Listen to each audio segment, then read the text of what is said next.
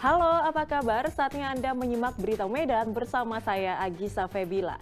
Sejumlah berita menarik akan kami sajikan untuk Anda dan berikut 3 berita utama hari ini.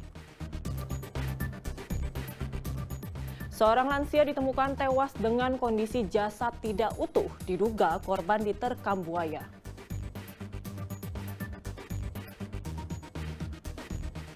Jembatan Si Kembar di Kelurahan Tanobato, Mandailing, Natal, kondisinya sangat memprihatinkan. Warga Dusun 3, Desa Bukit Mengkirai, Kabupaten Langkat memblokade akses jalan pembangunan tol.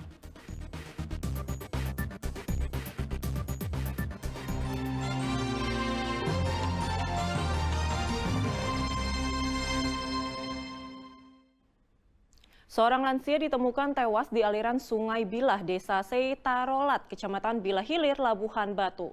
Kondisi jasad korban ditemukan tidak utuh sehingga diduga korban tewas di mangsa buaya.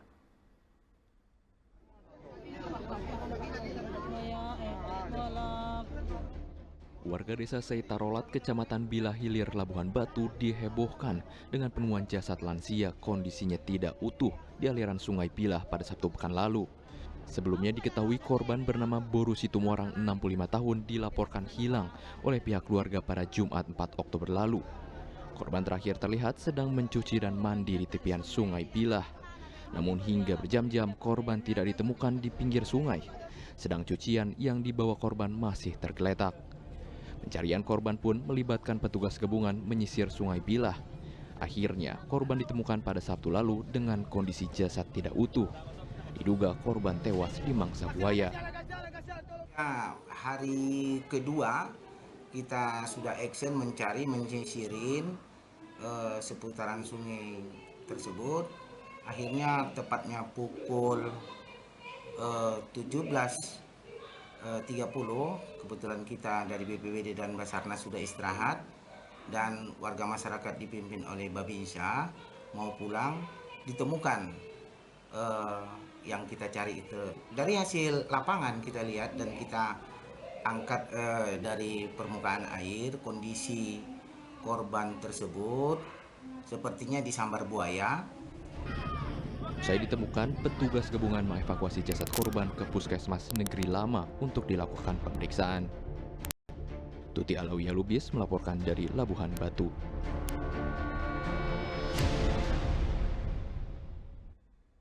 Dua residivis kasus pencurian sepeda motor yang kerap beraksi di Medan Helvetia akhirnya dilumpuhkan polisi di Kota Binjai. Kedua pelaku diketahui sudah 7 kali mencuri sepeda motor.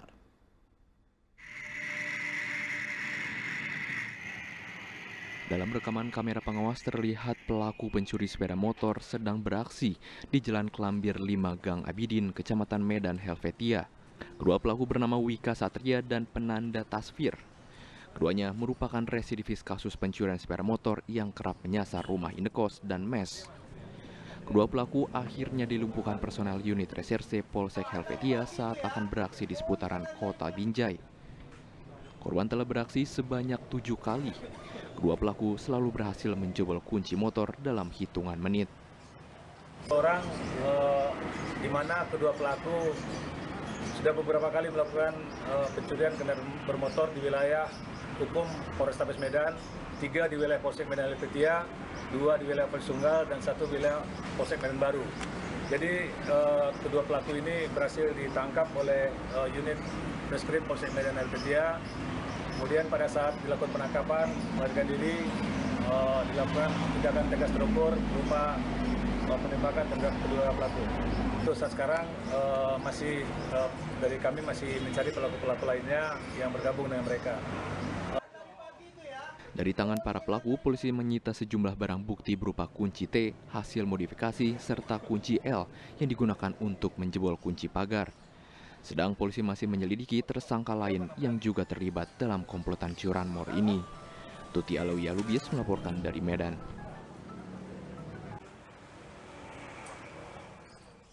Ombudsman Sumut turun tangan menyelidiki kasus siswa SMP negeri yang meninggal usai dihukum gurunya. Pihak Ombudsman menilai kasus ini terjadi karena lemahnya pengawasan kepala sekolah terhadap bawahannya.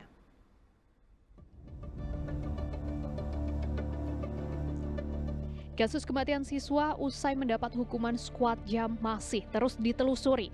Dalam pemeriksaan dengan Ombudsman Sumatera Utara, sang guru awalnya menghukum berdiri kepada 6 siswa, termasuk diantaranya korban. Hukuman diberikan lantaran siswa tidak mampu menghafal pelajaran yang diberikan. Kemudian salah seorang siswa yang mendapat hukuman meminta agar hukuman berdiri diganti menjadi squad jam. Lalu guru menyambut dengan tawaran 100 kali, lalu dilaksanakan oleh para siswa yang mendapat hukuman. Setelah menjadi hukuman squad jam, korban belajar seperti biasa. Keesokan harinya sakit, lalu dilaporkan meninggal dunia pada Kamis 26 September. Sementara pihak Ombudsman menilai kasus ini terjadi karena lemahnya pengawasan kepala sekolah terhadap bawahannya. Dia tidak masuk sekolah, Senin tidak masuk sekolah, Selasa itu hari libur, dan Rabu tidak masuk sekolah, dan Kamis dinyatakan meninggal dunia di rumah sakit. Bahwa ada kelemahan dalam hal pola koordinasi dan komunikasi antara guru, wali kelas ke guru bimbingan konseling. Nah, si anak ini kemarin kami tanyakan kepada guru agama, apakah hanya satu kali ini almarhum ini tidak mengerjakan tugas? Nah, ternyata kan dia tidak hanya satu kali saja, tapi beberapa kali. Hingga kini penyebab kematian korban berinisial RSS belum dipastikan. Proses penyelidikan terhadap kematian RSS masih berjalan.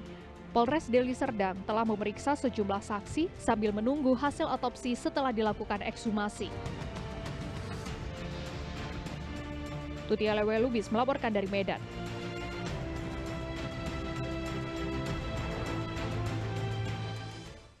Petugas Reskrim Polres Pelabuhan Belawan menangkap 4 orang pelaku pencurian dengan kekerasan. Korban adalah seorang sopir truk yang tewas di lokasi karena tak sanggup dikepung para pelaku saat melakukan perlawanan.